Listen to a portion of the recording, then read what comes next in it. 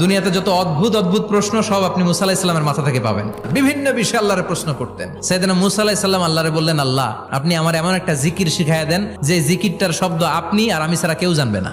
দিনে রাতে সব সময় এই জিকির আমি করব, আপনারে ডাকবো, কিন্তু শর্ত হলো এই জিকিরটা জানবে শুধু আপনি আর জানবো শুধু আমি। আল্লাহ বললেন, মুসা পড়ো লা ইলাহা ইল্লাল্লাহ।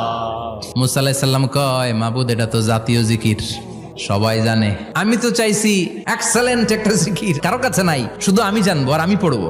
আল্লাহ বললেন, মুসা এই লা ইলাহাকে যদি এক পাল্লায় রেখে দাও, তাম বিশ্ব, 7 আকাশ 7 জমিনটারে তুলে যদি তুমি আরেক পাল্লায় রেখে দাও, লা রাজাহাত কাফাতু লা ইলাহা ইল্লাল্লাহ, মুহূর্তের মধ্যে লা ইলাহার পাল্লা ভারী হয়ে যাবে। ও মুসা, তুমি যতই এক্সক্লুসিভ জিকির চাও, লা ইলাহার চেয়ে দামি জিকির আমার কাছে নাই।